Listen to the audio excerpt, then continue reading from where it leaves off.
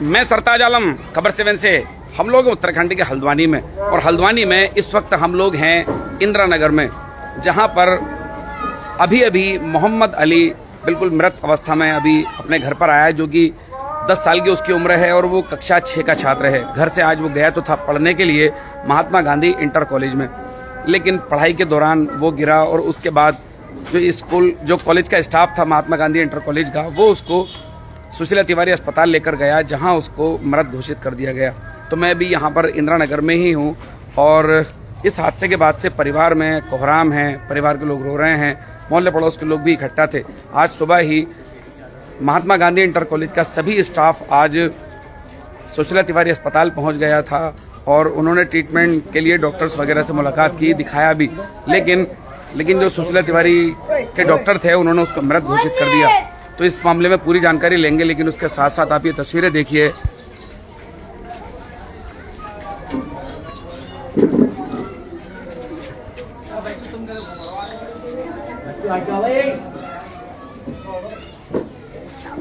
तो चलिए मैं आपको सबसे पहले ये देखो, बच्चे के परिवार के लोग हैं, ये मैं आपको इनको दिखाता हूँ। ये है 10 साल का बच्चा। ओए बच्चों, चलो चलो।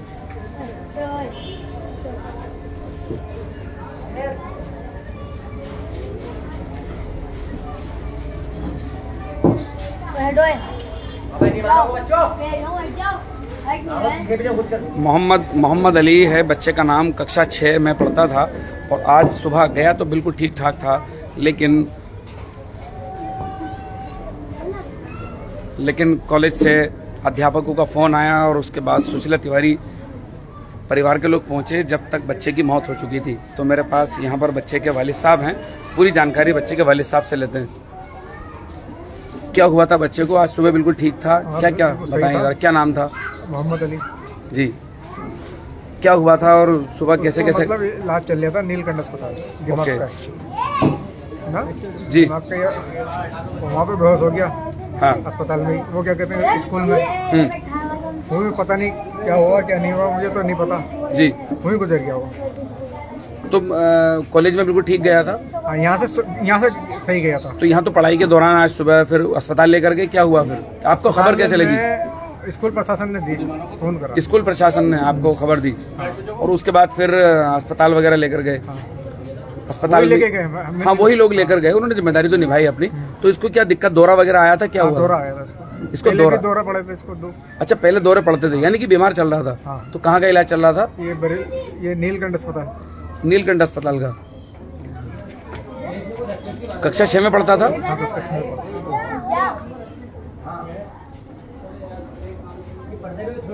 कितनी उम्र थी? कितने साल का? 12 साल का। 12 साल का लगभग था। घर में और कितने भाई बहन हैं इसके? 3 लड़के ही हैं, अब 2 रह रहे हैं मेरे। अच्छा, 3 बेटे हैं। 3 बेटे। तो सबसे बड़ा था बेटा ये? सबसे छोटा। अच्छा, सबसे छोटा बेटा था ये। 2 बेटे और भी हैं अभी बड़े। उनका नाम क्या क्या है? एक का नाम अनस है, एक का आमिर। अनस और आमिर हैं।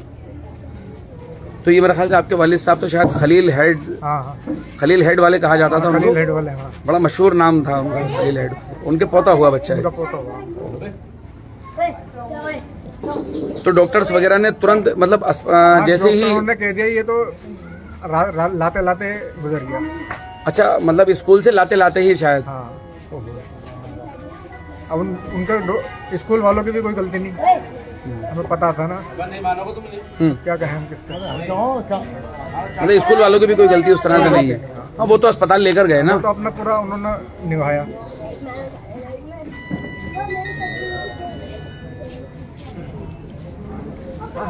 तो ये हम कक्षा 6 के उस छात्र के पिता से बात कर रहे थे और आज सुबह सुशीला तिवारी अस्पताल में ही महात्मा गांधी इंटर कॉलेज का सभी स्टाफ था। जी हाँ, सभी स्टाफ वहां पर पहुंचा हुआ था और उन्होंने बाकायदा वो काफी अफसोस जाहिर कर रहे थे, क्योंकि उनके कॉलेज का ही ये छात्र था और परिवार के लोगों का बुरा हाल है। अब देखिए, पिता है, माँ का तो बुरा हाल है, घर में और भी जो परिवार के लोग हैं, महिलाओं का तो ज्यादा बुरा हाल है। पिता है, पिता से ज्यादा दर्द किसको हो सकता है? अभी हम बात कर रहे थे उनसे और उनका कहना है कि 3 बच्चों में उनका 3 उनके बेटे हैं और अब 2 ही बेटे उनके रह गए हैं। तो क्या हुआ क्या नहीं हुआ ये अल्लाह का जाने, कुछ पता नहीं लगा। स्कूल में ही।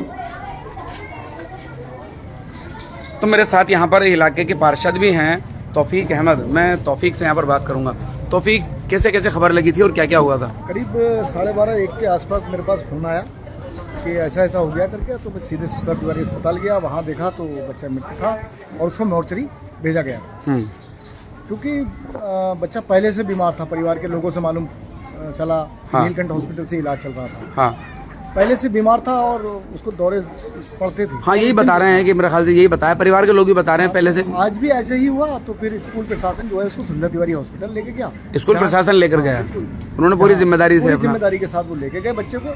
लेकिन डॉक्टरों ने वहाँ उसको चेक करने के बाद मृत घोषित कर दिया और मॉर्चरी भेज दिया। फिर उसके बाद मैं स्वयं गया सिटी मजिस्ट्रेट महोदय के पास और उनसे हमने कहा कि इस तरीके से है, तो उन्होंने उसकी बॉडी को रिलीज कर दिया। चलिए, तो पढ़ाई के दौरान आज इस तरह का हादसा हुआ है जिसको लेकर के मतलब बड़े इलाके में गम की लहर है। और सभी लोग मैं देख रहा हूँ जब से बच्चा घर आया है तब से ही मतलब सभी लोग आ जा रहे हैं।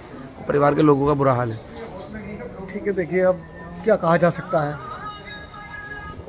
मतलब एक तो बहुत ही मतलब एक तरीके से त्रासदी है उस परिवार के लिए, जिस बच्चे को स्कूल भेजा हो और अचानक जो इस तरीके की घटना मतलब गया तो था बिल्कुल सही सलामत आने के लिए बच्चा, जो उसकी बॉडी आए तो पूरे मोहल्ले में एक तरीके से जो है लोगों के यहाँ खाना नहीं बनेगा। और ये बड़ा मतलब एक तरीके त्रासदी है उस परिवार के लिए भी और मोहल्ले के लिए भी बहुत दुख का विषय। तो ये हम पार्षद प्रतिनिधि थे तौफीक अहमद जिनसे हम बात कर रहे थे, इनकी माताजी पार्षद हैं। तो आप उस परिवार के गम का अंदाजा लगा सकते हैं कि जिस माँ बाप ने बच्चे को भेजा तो था स्कूल कि वक्त पर घर आ जाएगा, लेकिन पढ़ाई के दौरान महात्मा गांधी इंटर कॉलेज में जिस तरह से उसका दौरा पड़ा और दौरा पड़ने के बाद उस बच्चे को उठाकर जो कॉलेज का स्टाफ था, खुद प्रिंसिपल, मैंने देखा कि खुद प्रिंसिपल सुशीला तिवारी में मौजूद थे, आज सुबह भी हम लोग वहां पर थे, वो लेकर गए और खुद वो बड़ा गमगीन था। क्योंकि देखिए मतलब जो स्टूडेंट होता है वो भी कहीं ना कहीं औलाद के ही दाखिल होता है। मेरे साथ यहाँ पर इंदिरा नगर जन विकास समिति के सचिव तस्लीम अंसारी भी यहाँ पर मौजूद हैं। तस्लीम अंसारी, जिस तरह से ये हादसा हुआ है और जिस तरह से एक आज सुबह से ही गम की लहर है जब से ये खबर हुई है कि 10-12 साल का बच्चा है, उसकी पढ़ाई के दौरान डेथ हो गई है। देखिए, मैं सबसे पहले ये बता दूं कि वीडियो से या किसी भी तरह से कोई भ्रम पैदा नहीं होना चाहिए। बच्चे के परिवार को अच्छी तरह से मालूम था कि उनके बच्चे की तबीयत अक्सर इस तरह से ख़राब हो जाती थी, बेहोश कभी भी हो जाता था। वो कई बार पहले हुआ होगा और उसका ट्रीटमेंट बाकायदा नीलकंठ हॉस्पिटल से चल रहा था। स्कूल के स्टाफ को भी शायद इस बारे में और दूसरे बच्चों से या किसी तरह से जानकारी लग गई थी इसके इलाज के चलने के बारे में। तो अभी आपने देखा कि लड़के जो बच्चे जिसकी डेथ हुई है उसके फादर ने साफ बताया कि स्कूल के लोगों ने भी अपनी जिम्मेदारी को पूरी तरह से निभाया और जब तक बच्चा हॉस्पिटल में डॉक्टरों के हाथों में पहुंचा तब तक उसकी मौत हो चुकी थी। तो सब्र करने के अलावा और क्या कहा जा सकता है। बच्चे की शायद इतनी ही जिंदगी थी कि कोई साफ ऐसी कोई वजह भी नहीं और दिमागी रूप से जो हादसा स्कूल में हुआ वो घर भी हो सकता था, कभी भी कहीं भी हो सकता था, कभी भी हो सकता था। जैसे कि उन्होंने बच्चे के फादर ने बताया, पहले भी वो बच्चा कई बार बेहोश हुआ, लेकिन इस बार वो ऐसा बेहोश हुआ कि नहीं होश में आया। तो दुख की बात है। और 12 साल का बच्चा स्कूल के लिए सुबह जाता है या मदरसे जाता है और उसकी ज़िंदगी इतनी थी कि वो आखिरी दिन साबित हुआ उसका। तो दुख की तो बात है। बच्चे की माँ के दिल से कोई माँ का तो आज सुबह भी हम लोग देख रहे थे सुशीला तिवारी में रो का बुरा हाल, बहुत बुरा हाल है। रो के दुख की घड़ी है। किसी के साथ भी किसी को भी ऐसा दिन ना देखने को मिले। वो कहते हैं ना कि किसी बाप के लिए सबसे ज्यादा भारी क्या चीज होती है, क्या वजन, जवान बेटे का जनाजा और 12 साल क्या उम्र है। हाँ, एक बाप के कंधे पे बच्चे का उसके जो जनाजा होता है वो इस दुनिया का सबसे बड़ा बोझ होता है। तो यही दुआ है कि बोझ किसी को ना उठाना पड़े। मैंने भी उठाया है, मैं इस दुख को बहुत अच्छे से समझ सकता हूँ, महसूस कर सकता हूँ। तो यही दुआ है कि इनको अल्लाह ताला सब्र हो, कम से कम परिवार के लोगों का सब्र हो। ये जो वजन है ये कोई किसी और बाप को ना उठाना पड़े। लेकिन मैं बात करूंगा जिस तरह से जैसे दौरे वगैरह पड़ते थे, न्यूरो वगैरह का मामला था, लेकिन अभी भी उत्तराखंड के अस्पतालों में, सरकारी अस्पतालों में न्यूरो का ट्रीटमेंट नहीं है। सिवाय एक ऋषिकेश एम्स को छोड़ दें तो न्यूरो सर्जन आपको बड़ी मुश्किल से मिलेगा। अगर न्यूरो सर्जन सुशीला तिवारी में आ भी जाता है तो उसको डिपार्टमेंट नहीं मिल पाता। इसी तरह बेस अस्पताल में अगर न्यूरो सर्जन आता तो गरीब घर का आदमी तो फिर मतलब दिमागी तौर पर तो इलाज ही नहीं कर पाएगा। ये बड़ा मसला है। मामले को लेकर अगर एक और बात हम अगर सोचें कि बच्चा अगर सही सलामत या वक्त से अगर डॉक्टरों के हाथ में पहुंच भी जाता तो वो भी क्या करते, वो रेफर करते। क्योंकि सुशीला तिवारी हॉस्पिटल में न्यूरो का से संबंधित कोई ढंग का इलाज नहीं है। न्यूरो फिजिशियन शायद हो, लेकिन अगर इमरजेंसी कोई बड़ी है, कोई क्रिटिकल मैटर है तो वो तो रेफर ही करेंगे। जबकि इस मामले में ऑर्डर भी हुआ है हाई कोर्ट का, कार्डियोलॉजी न्यूरोलॉजी इन डिपार्टमेंट स्थापित करने के लिए। बिल्कुल, अब देखिए लेकिन मतलब गरीब को तो अच्छा इलाज नहीं मिल पाता है, फिर बात निकलेगी तो फिर बहुत दूर तक चली जाएगी। हाँ फिलहाल तो दुख की घड़ी है, अब इस तरह बिल्कुल, से क्या बात की जाए। चलिए बहुत बहुत शुक्रिया। तो ये हम बात कर रहे थे तस्लीम अंसारी से, और वो इस बात को भी बता रहे थे कि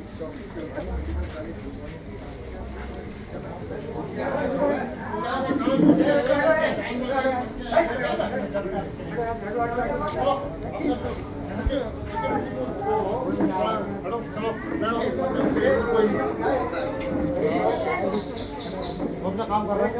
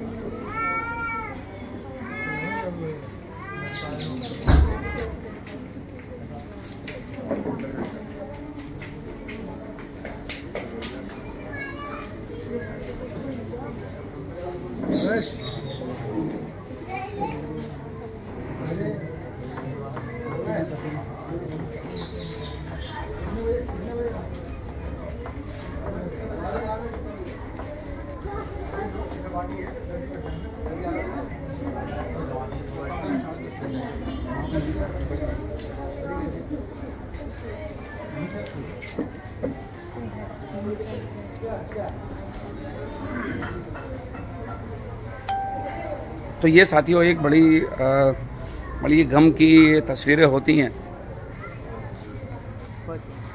माँ के सामने एक 12 साल के बेटे का जनाजा है, परिवार के लोगों के सामने। मर्द फिर भी अपने आंसू छिपा सकता है, लेकिन कोई माँ नहीं छिपा सकती है। फिलहाल 10:30 बजे बड़ी मस्जिद में आज इस बच्चे के जनाजे की नमाज होगी और हल्द्वानी के मुख्य कब्रिस्तान में सुपुर्द खाक किया जाएगा। तो साथियों, परिवार के लिए इससे बड़ा गम और इससे बड़ी एक त्रासदी क्या हो सकती है कि स्कूल भेजा तो था, हर दिन की तरह के लौट कर आएगा, लेकिन बेटा आज लौट कर नहीं आ पाया। तो मोहम्मद अली है, मोहम्मद अली के सारे अरमान उसी के साथ चले गए और उनके माँ बाप के भी। तो साथियों मैं चलता हूँ, मैं आपका दोस्त, आपका भाई, मैं सरताज आलम, खबर 7 हल्द्वानी।